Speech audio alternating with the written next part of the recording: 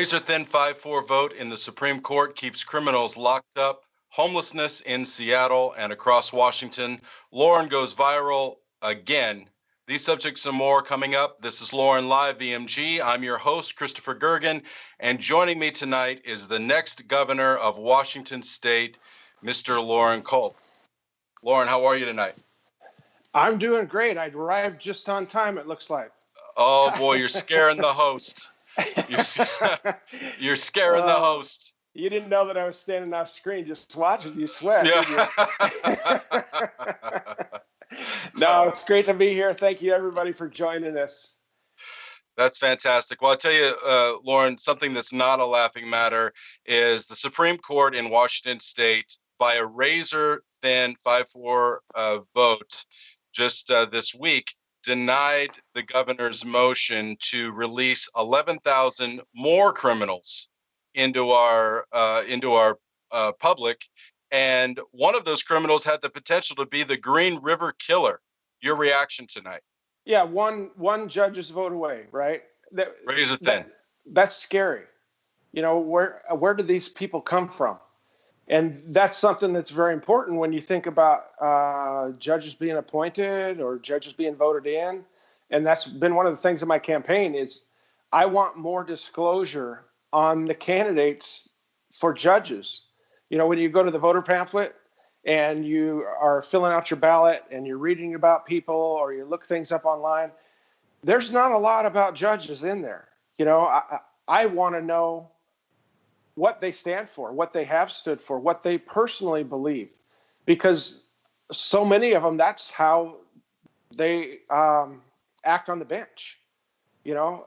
And so I'm going to push hard to get more information out to the voters, in the voter pamphlets especially, about judges.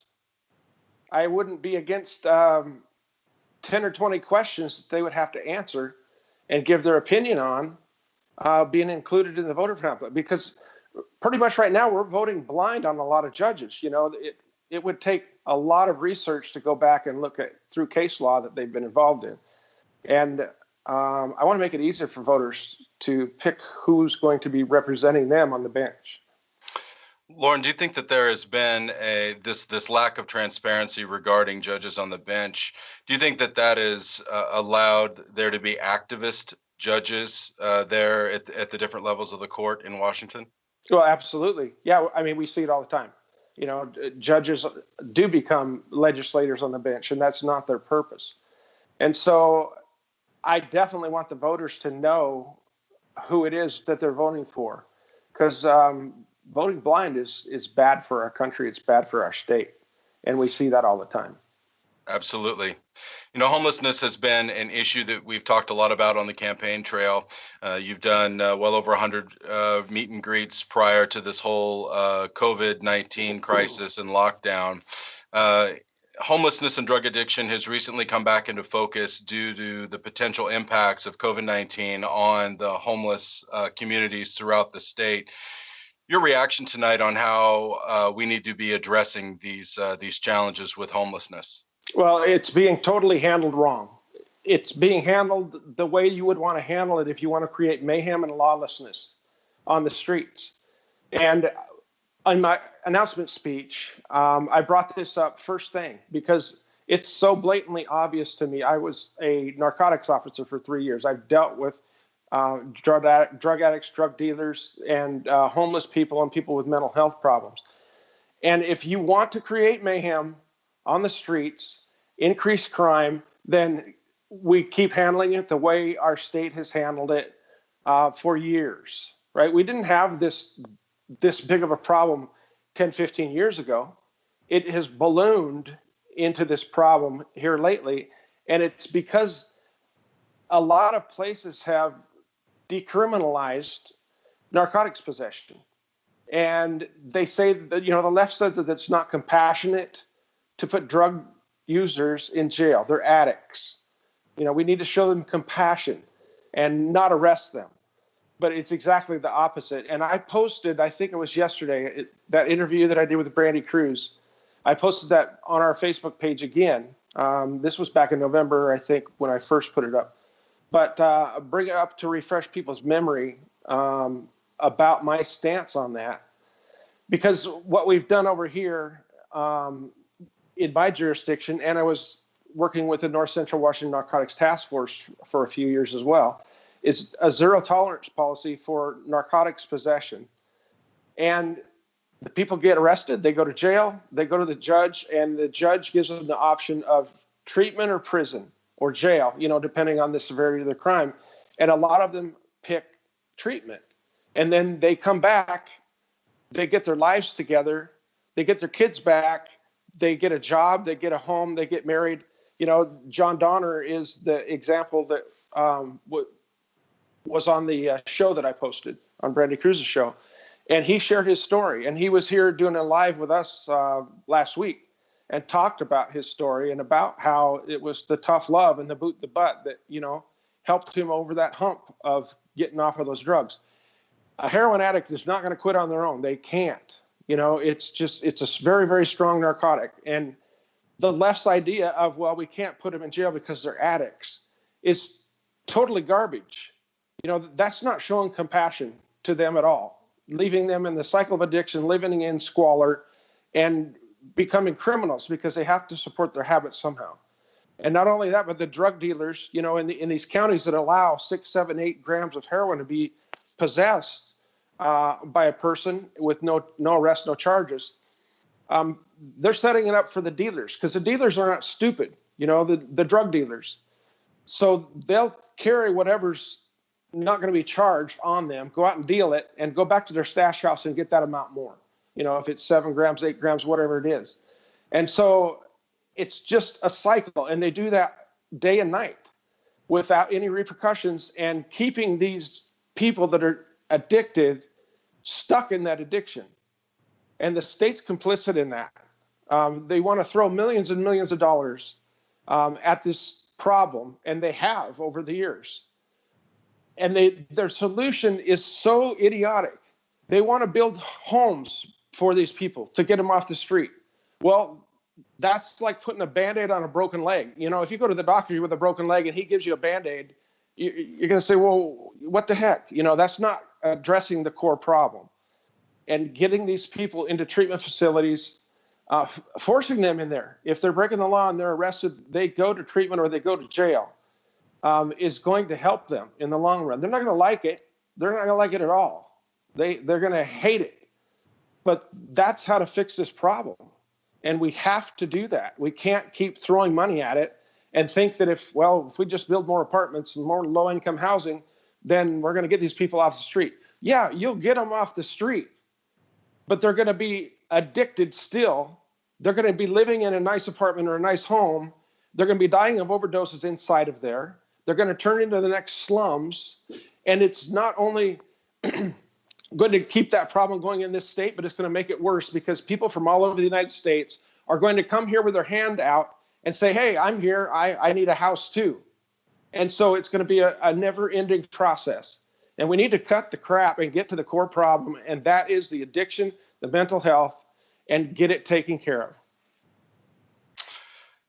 You did a Facebook Live video a few days ago while you're standing outside of your house, and you really took issue with something that Governor Inslee said about insubordination. Can you tell us a little bit more about that? Because that video had quite an impact, and there was quite a lot of buzz about it online. Yeah. Jay Inslee made a comment on the news media, and I read the article about it. I forget what show he was on, but he said that President Trump is encouraging citizens to be insubordinate and go against his orders. Well, okay, first of all, some of his orders are absolutely idiotic, right? You can't go out in a boat with your family. You can't go fishing. You can't go hunting. Those activities are normally not done with a lot of people, and okay, maybe the boat ramps would be crowded. Okay, well, do you think that people are smart enough to know that they can be 6 feet apart at a boat ramp just like they can be at a Walmart or a Home Depot or a Lowe's? So that argument doesn't fly. But the comment about the citizens being insubordinate to the governor, I took I was just appalled by that. You know, if you're in a work environment, the employee is subordinate to the boss, right? And if you're in the military, the private is subordinate to the sergeant is subordinate to the officer, and that captain or lieutenant is subordinate to a general, and who is subordinate to the Secretary of Defense, and it goes on up the chain. If you're in a kingdom, if you live in a kingdom and you have a king, a tyrant, then all the peasants are subordinate to that tyrant, that king, and that king is in charge, and the subordinates do what he says, or there's consequences. So here we are in Washington State with a governor who thinks he's our superior, you know, and we are not. The governor is not the superior of the citizens. The citizens are the ones who created our government. And the citizens are the ones who vote people into public office to serve the people and to do the job of that office, not to sit up there and think that they are a dictator or a king or our employer and say that we are subordinate to them. That is absolutely idiotic and un-American. Public servants are subordinate to the people. That's the gist of my rant, and it's posted on our Facebook page from a couple days ago. People can go back and look at that. But that had how many views? You said? That video, I think it the last time I checked had about 86,000 views. Wow. And it has been the reach on that video is right at about 200,000. So it was widely shared.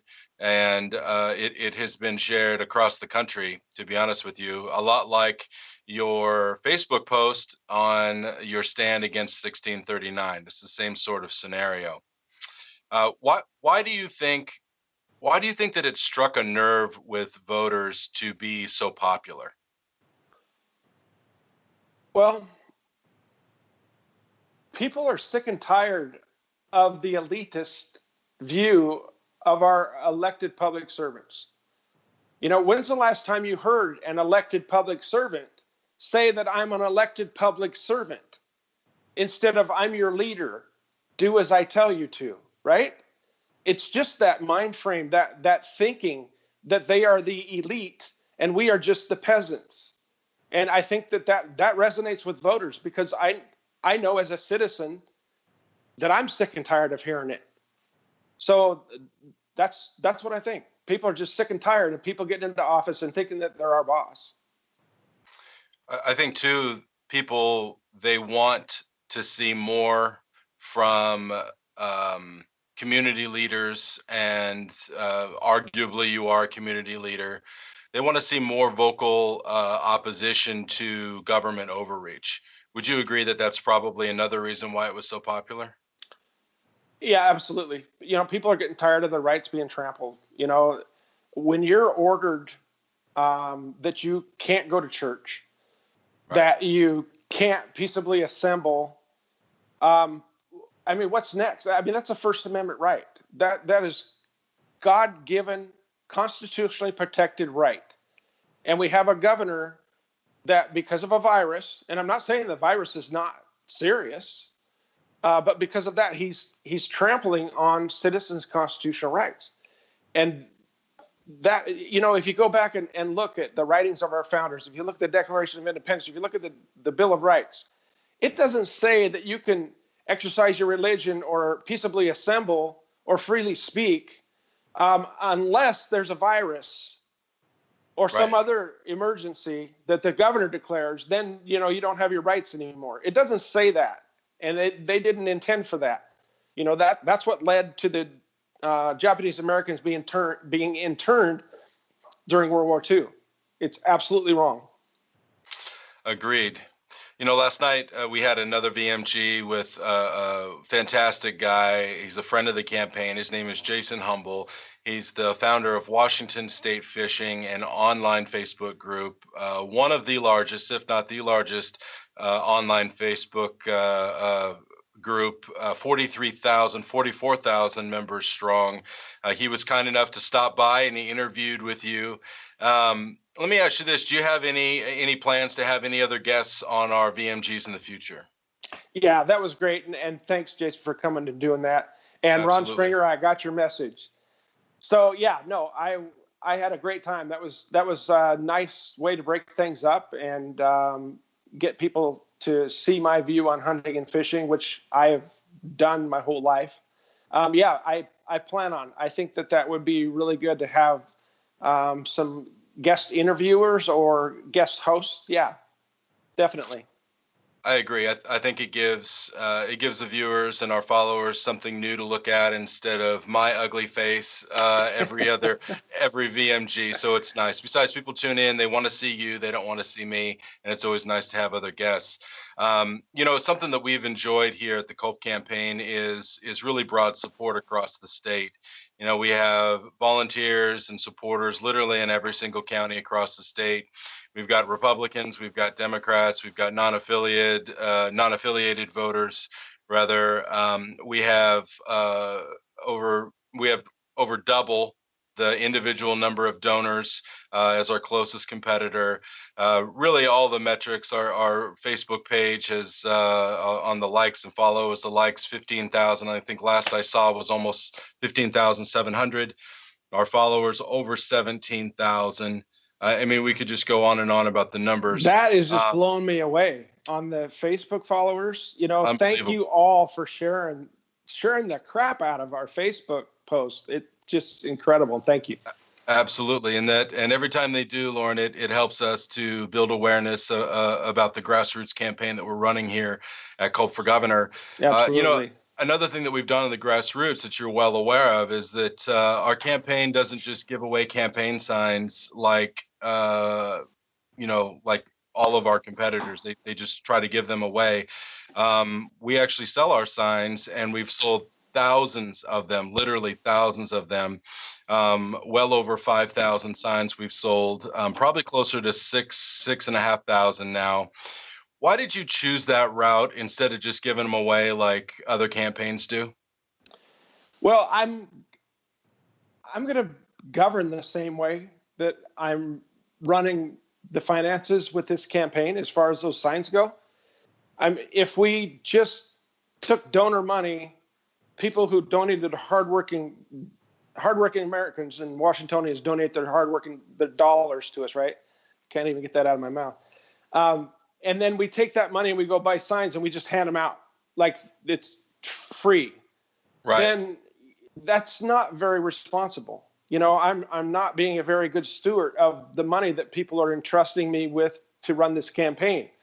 And so you end up with people from competitors or the far left coming and getting signs. If they're free, they're just going to come and get signs, and a lot of them are going to end up in the dumpster. And a lot of them are going to end up in somebody's garage. Nobody's going to put them up or see anything. So it's a waste of money. And it's the people that are donating are taxpayers. So I'm going to treat it the same way when I'm governor and be frugal with the taxpayers' money. So I guess that kind of answers the question. I just don't want to see people's money, hard-earned money, wasted.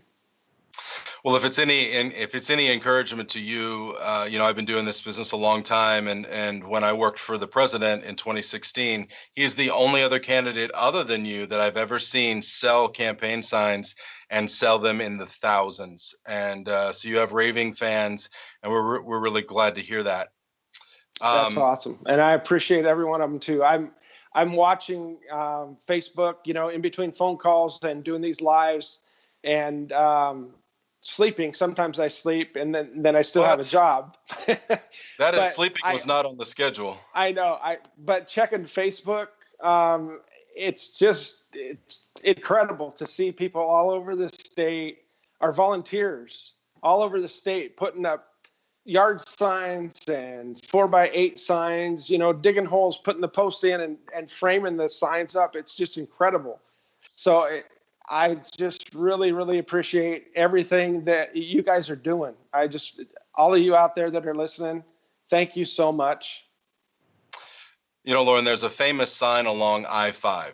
Do you know the sign I'm talking about? Yep, Could Hamilton you tell, Farms. Hamilton Farms. Can you share with the folks at home what happened today? Yeah. So those of you that may not know, I don't know. It seems like everybody would have gone by it at one point or another. But south of Chehalis, Washington, on I-5, there is a great big billboard sign right along I-5. You can't miss it going either direction. And it's a big reader board that they put letters up there. Messages in big letters, and it's very conservative type of messages. And I've always driven by there. Whenever I drive by, when I used to live over there, or when I'm out campaigning, I drive by, and then I turn around to try to read the other side, or have somebody that's riding with me read me what the other side said, so I can get both messages. But it's very famous sign along I-5 over there. Uncle Sam has Uncle Sam on it. Yes, has Uncle Sam on one side, and then a good, patriotic, good conservative message on both sides of it. And Hamilton Farms allowed us, or asked us to, I'm not sure how that happened, but volunteers were there digging holes, putting up big, tall posts with a 4x8 sign right underneath the Hamilton Farms sign. And that just put a huge smile on my face. Yeah, it's fantastic. We got pictures. We posted them on Facebook. If you haven't seen them yet, go ahead and take a look at it. It's really fantastic. So speaking of top fans, Loren, tonight we have a new swag bundle winner, and that winner is Miss Pamela Bond. Pamela is one of our top fans on our Facebook page and a huge supporter. So congratulations, Pamela. Yeah, great job. Congratulations, Pamela.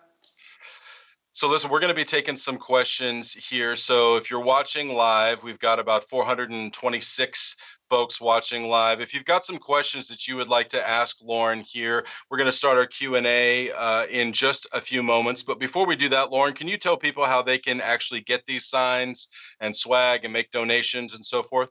Yes. And also I'd like to tell everyone, whenever you're watching one of these lives, either the recording or watching it live like you are right now, please hit the share button and get this out to your friends. Please help me spread the word. So how can people get signs? How can they get hats and shirts and mugs like this one? You can go on our Facebook page. There's a store. You can click on the store right there, or you can go to our website at culpforgovernor.com, and there's a store as well on there. And those things will be sent to you. And if you want a sign, we don't have those on the website available because they're so expensive and hard to ship. But if you'll send an email to nculp@culpforgovernor.com, he will put you in touch with the right person. And we have people volunteering all over this state. Every corner is covered. So if you want a sign, we will get you in touch with the person to get you one. Loren, Robert is asking a question. Robert Anglin, and Robert, if I said your name wrong, you have my deepest apologies. He wants you to chat a little bit about your thoughts on the car tabs and what's gone on with that. All right, Robert, thanks for the question. What do I think about the car tabs? I like low taxes. I'm a lower tax, lower regulation, individual freedom and liberty candidate, period, right? God, family, country, in that order. And so I think that the lower the taxes are, and car tabs are a tax, the lower the taxes are, the more money that is left in the pocket of the citizen who earned that money. So I am all for $30 car tabs, $25 car tabs, $20 car tabs. The lower we can get it, the better. And the way we can do that is, to lower the amount of money that's being sucked out of the citizen's pocket, is to get our government back under control and get it to quit doing things that we don't need it to do and telling us what to do every time we turn around in our business, in our private life, in our children's education. The list goes on and on. So lower taxes is what I am a champion of. Andrea and Alexander have a question. What is your first act as governor? I'm going to have a list of things. We're going to have a busy day on day one. But I tell you, one of the first things that we're going to do is lower regulations. I'm going to have, I'm sure, probably looking like a never-ending list of regulations. Because when is the last time in this state that regulations were lowered? Never. Yeah. They keep piling on. That's what bureaucrats do. They have to justify their jobs, so they make up new rules, new regulations, and that's throughout the state government. I don't know a department that doesn't. So that's first thing. We're going to start getting rid of regulations. So Nathan Willis, this is just a comment. Nathan Willis said, "I just talked about you, and I've gotten you 6 more votes, sir." Excellent. Thank you very much. That's how we're going to win. We haven't spent a dime on advertising up to this point. We're going to have to, obviously, when it gets closer. TV and radio, they're going to be expensive. But this whole campaign has been built by word of mouth and by volunteers and people putting out signs and telling their friends and sharing our Facebook content, sharing our website, coming to the meet and greets and clicking that share button. This is how it's been growing. It's totally generic and grassroots. And this is what it's like when there's a revolution of free thinking people that want their government off their back. And I thank every one of you for that. Maria Lynn has a question. How do you feel about these stay-at-home orders, and what do you think about us patriots out saying that we are done? I talked a little bit about that at the beginning of this, and in my 8-minute video that I did about Inslee saying that we're insubordinate. I think that it's a good idea to be safe. Just like with the flu, every winter, tens of thousands of people die from the flu. And we know to be safe. We know to wash our hands. We know if we're sick, don't go out in public. And if you see somebody that's sick, get away from them. That's just common sense. The problem, and any of these things I don't disagree with. But ordering free people to stay in their homes, to shut down their businesses, to not go fishing, to not go hunting, is draconian. It's what a tyrant would do. I would never think of violating citizens' constitutional rights when I'm governor. That's the hallmark of this country. That's what made this country free and great. And this is unprecedented what they've done. This has never happened in the history of this world. Robert I just said his name wrong again. He said, "Chris, thank you for murdering my name." So I apologize, Robert. I'm trying to give you some love. Loren, this is a question that I've actually seen pass through on just about every single meet and greet. It's not one that we've gotten to, and I think that we should get to this one because I know that you have a lot of experience with this. There's a gentleman whose name it just scrolled away from me, but what he wants to know is, what would you do or how do you feel about hound hunting, and would you be supportive of bringing it back? Well, the thing about hound hunting is that it's the most effective way to control the animal population when it comes to cougars and bears. There's no other way that you're going to get up close and personal with a cougar and determine its sex, determine whether it has kittens before it's shot, right? And we can't let predators, as sad as it might seem to some people, we can't allow predators to overpopulate, because it's even sadder to see a fawn ripped open and eaten, or someone's cat or dog or their cow.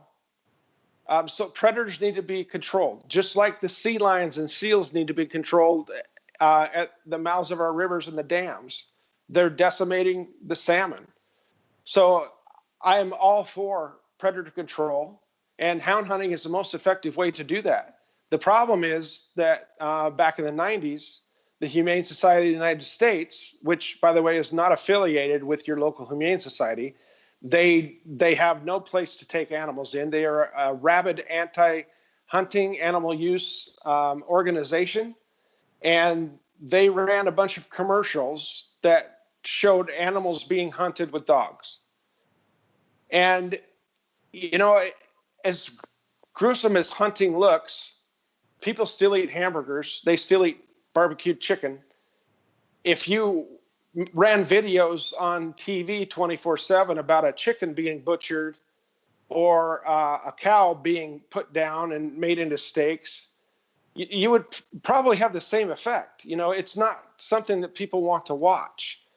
So they ran those TV commercials in the 90s and convinced enough voters in this state to outlaw hunting with hounds.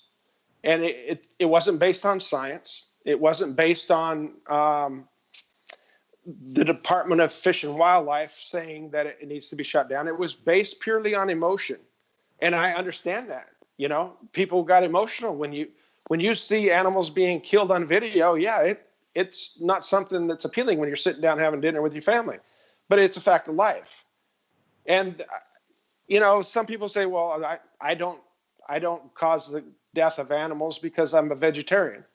And you know, being a vegetarian is your choice. That's fine. And it's the same with people who eat meat. But even as a vegetarian, there's death. You know, and there's no farmer that's going to raise a crop and allow animals to eat that. So gophers, moles, mice, birds, raccoons, they die from being shot or trapped or poisoned because there's no farmer that's going to try to raise a crop to make a living and have all of these animals eat it. So that argument is null and void. But to control predators, hound hunting is very effective when it comes to bear and cougar. Shannon had a question. She wants to know, how are you going to wrangle in the Seattle mayor and the Seattle City Council and those city leaders there in the Puget Sound that are facilitating a lot of the drugs and homelessness and crime problems there? Well, the use of heroin and methamphetamine is a felony in this state, and that doesn't matter whether it's a baggie with residue in it or a larger amount. And to ignore the laws of this state, especially laws like that end up causing people to be stuck in the cycle of addiction, that cause the amount of garbage that's dumped on our public lands and along our rivers and lakes. You know, there's an environmental concern. And Jay Inslee was running around the country screaming and hollering about the environment when he was running for president. But he needs to get his own house in order. That's what we need to focus on, is getting our own house in order and taking care of what we can in our own backyard. And if local governments will not enforce the law and create an environment of public safety, then I will bring the full force of the state government. They'll get a warning, and they'll get a certain amount of time to get their act together, just like the governor of Texas did with some cities down in Texas. But if they don't, then there's going to be repercussions, and the full force of the state of Washington will come in and make it be done. Loren, what is your take on Governor Inslee saying that if the sheriffs refuse to enforce these laws, that he has the military and state police that will come in and enforce it? Oh, sorry. I laugh. The sheriff of each county is the supreme law enforcement officer in that county, period. And the governor would be making a huge mistake if he tries to bring in the state patrol or the military to take over a sheriff in a county because the sheriff will not violate his oath of office and go against the Constitution. That would be political suicide, and it would be the dumbest thing that I've ever heard of. But it wouldn't surprise me that Jay Inslee tries to do that. Yeah, I mean, at this point, nothing really is out of the realm of possibility for these guys. My message to those citizens in those counties and those sheriffs is stand your ground. The Constitution was put in place after a lot of people fought and died for our freedoms. And we can't back down and let people trample all over those God-given, constitutionally protected rights because someone who wants to be a would-be dictator sitting in Olympia says so. Stand your ground. Citizens need to let their elected public servant, which is their sheriff, know that they have their back. And the sheriffs need to read their oath of office again and reread the Bill of Rights and the Constitution. You know, we actually put up, Loren, tell the folks about the letter that we put up on our Facebook page that they can use to reach out to their local government. Yeah, absolutely. Go. It was I think, beginning of this week, week or the end of last week, that you can copy and paste, change any way you want, and then shoot it off in an email to your county elected public servants, and encouraging them to stand up for your rights. Let's talk about veteran mental health. You just mentioned veterans. We've got a question from one of our top fans, Kathleen, and she wants to know, let's talk veteran mental health and suicide prevention. We need more support for alternative programs that work, such as job retraining, outdoor programs, and positions in nonprofits. What do you think about that? I think that is awesome. Our veterans have signed a blank check up to and including their life to defend our country and do what they're told by the commander-in-chief of our nation. And a lot of them have sacrificed a whole lot. You know, some come back with no arms, no legs. Some come back with wounds that we can't see. And they have put their life on the line for us. And we need to honor them and respect them and get them the help that they need. And one thing that could help right now is for Jay Inslee to lift the fishing ban and the hunting ban and let veterans and everyone else get out in the woods, get out on the water, and enjoy nature. It's very soothing to be out in the wild and to be out on the water. And it just needs to happen.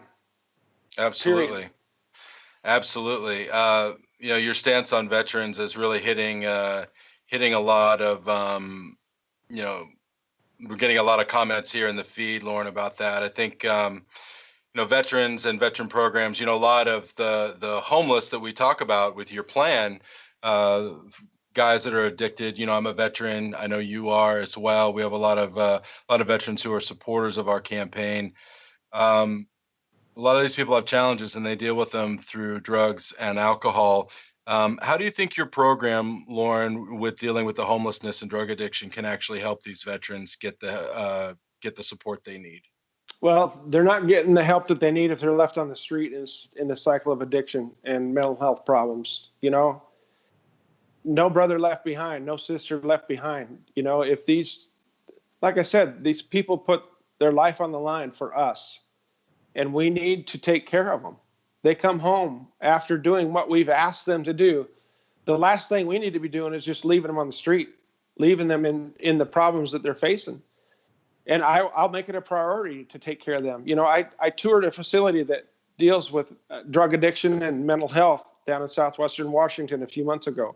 And they have a 78% success rate of homeless people, drug addicted to alcohol, living on the street. 78% success rate of getting their lives turned around through mental health counseling and through drug addiction counseling, a safe place to live with security and cameras so that everyone's safe and secure inside.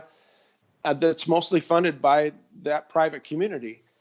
And that's what our state facilities need to be modeled after. And I'm going to ensure that that is the way it's going to be done, because this state-run, state-mostly funded facilities, single-digit success rates, if they'll even tell you what their success rate is.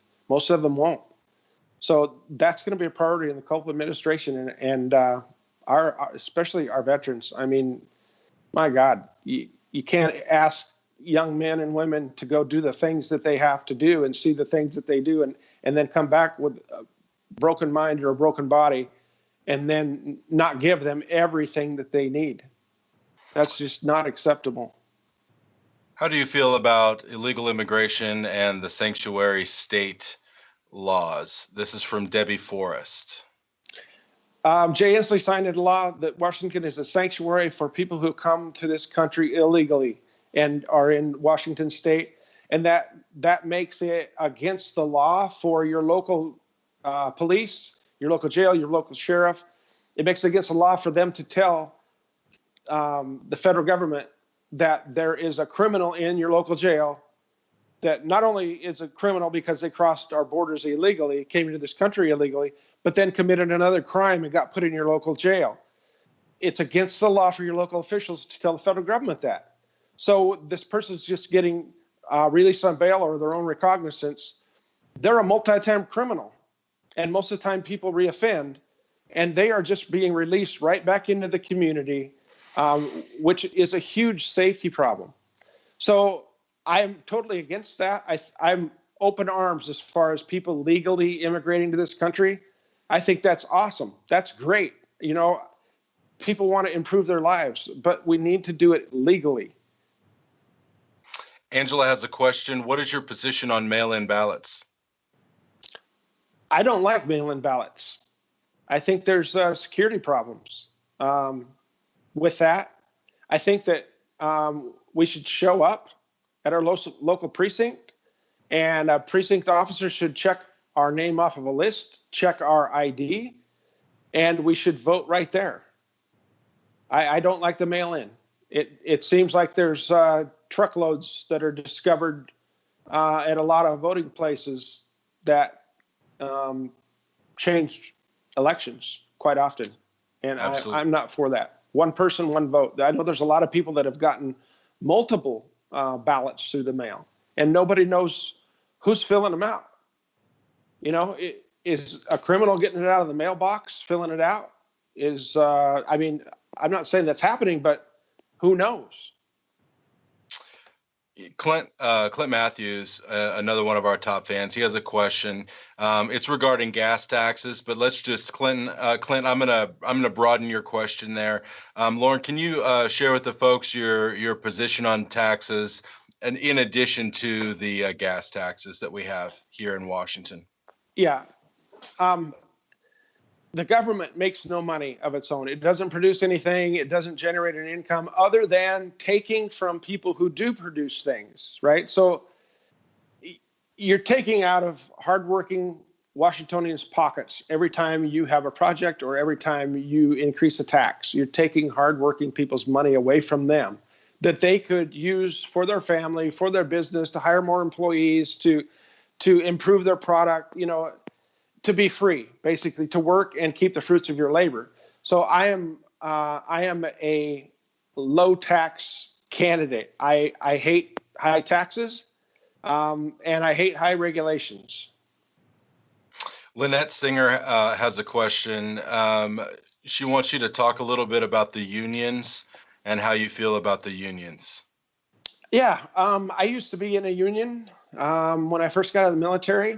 Before I started my own business, I believe it was a International Pipe Fitters Union. I worked in the refineries up by Anacortes for a while. I was working up there during their shutdown a couple different times. And so I've been a union member. My oldest son right now is a foreman in the Carpenters Union. And my youngest son runs my old business that I ran for 20 years and then sold to him when I moved over here to Republic. That's non-union. And so either are fine with me. I mean, if people want to be in a union or unionize their company, then that's between them and the management of that company. And I don't think that it's any of the governor's business. Let me see. Sex ed. How do you feel about the sex ed bill, Loren? Oh, that's disgusting. Yeah, I've seen some of the material that's in that. You know, cucumbers, carrots, and bananas used to be part of a healthy diet, but now it's being taught to our school children that they are sex toys. And I don't know who came up with this crap, but it's absolutely disgusting and has no place in the curriculum of public schools, especially. It's any school. I mean, it's disgusting. It's between the parents parents, grandparents to teach their children about those types of things. Julie has a question. She wants to know how you are going to protect our gun rights. How am I going to protect our gun rights? Well, I kind of took a stand against that back in 2018 by, at my job, saying that I would not enforce that. And that was pretty effective. Sure. It got me on the national news and spreading the word about our rights. So we can do several things. Bad laws can be challenged in court. Bad laws can be overturned by the legislature, and bad laws can be overturned by the people. We have the initiative process here in the state. The governor is not a dictator. I don't care what any candidate tells you. They're not going to go in there and eliminate anything on their own. But I can use the position of governor through press conferences and through social media to educate citizens, to help me put pressure on the legislature to get idiotic laws like that overturned. We've had several questions about homeschool, so I'm just going to give you a broad question about it. How do you feel about homeschool? Barb and I homeschooled our kids for a while. I'm all for homeschool if that's what parents decide to do. I don't think it's the government's business to tell parents what they're going to do about educating their children. It's up to the parents. Absolutely. How do you feel about open carry and no permit in order to carry? This is a question from Carrie. Oh, Carrie. All right. Carrie, thank you for the question about carrying. So my thoughts on open carry. I don't think that that's a very tactically sound way to carry a firearm. If you end up, obviously people carry a firearm for protection. If you end up in a position where there are people there intent on doing harm to people, wherever you may be, the first person that's going to get shot is the person that they know has a weapon. So that's number one. But as far as carrying weapons, it's our God-given right to self-protection. It's guaranteed by the U.S. Constitution, and it's guaranteed by the Washington State Constitution. Article 1, Section 24 says that the right of the individual citizen to bear arms in defense of himself or the state shall not be impaired. So that's very simple. People should carry if they want to carry, or don't carry if they don't want to carry. But I would recommend not carrying open. But I think that this state should be a right to carry state. Okay, Loren, we're going to take a couple more questions here. Can you talk a little bit about your thoughts on forced vaccinations? Forced vaccinations are what you do to cattle. They're what you do to chickens. They're what you do to your dog. Your dog didn't give you permission to stick a needle in them and pump them full of whatever you're putting in them. But we own our cattle, we own our dogs, we own our chickens, right? Nobody owns you. You are a free and sovereign individual when it comes to what you put into your body. And no one should tell you what you're going to put in your body and what you're not going to put in your body. Absolutely. Let me see here. We're going through here. A lot of comments, a lot of union support, Loren, in the comments here. Let's see here. Goodness sakes, so many supportive comments here. Okay, here's one. And just let everybody know. Last night, the night before, we had a meet and greet last night with Jason, but I went through all the comments because we didn't have the ability to see the comments like you're seeing them right now to ask questions. I went through all of the comments, and I think there was, 800 or 900 comments that I went through. A lot.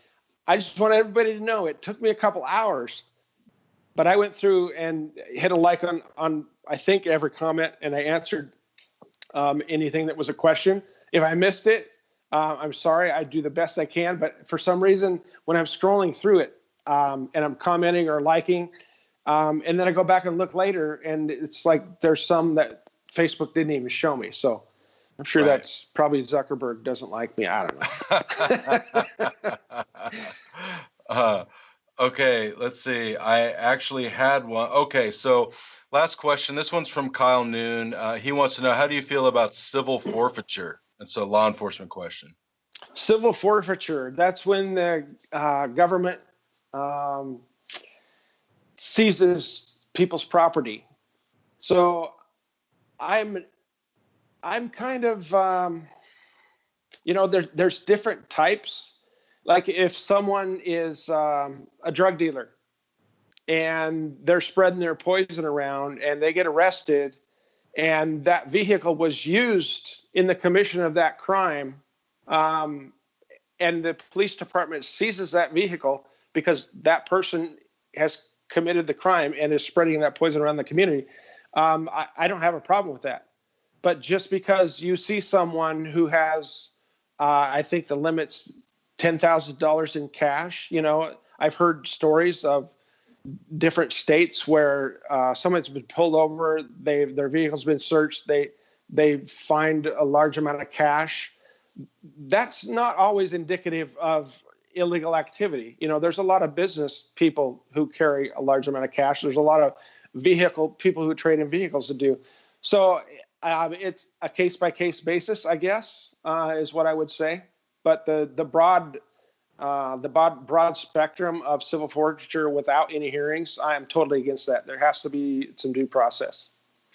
Okay, last question here. Let's end on a note regarding COVID. This is from Nancy Churchill. Nancy, hi, thank you for asking your question. What are constructive actions that citizens can do right now to influence the reopening? She's asking for Eastern Washington, but let's broaden that a little bit for the folks at home.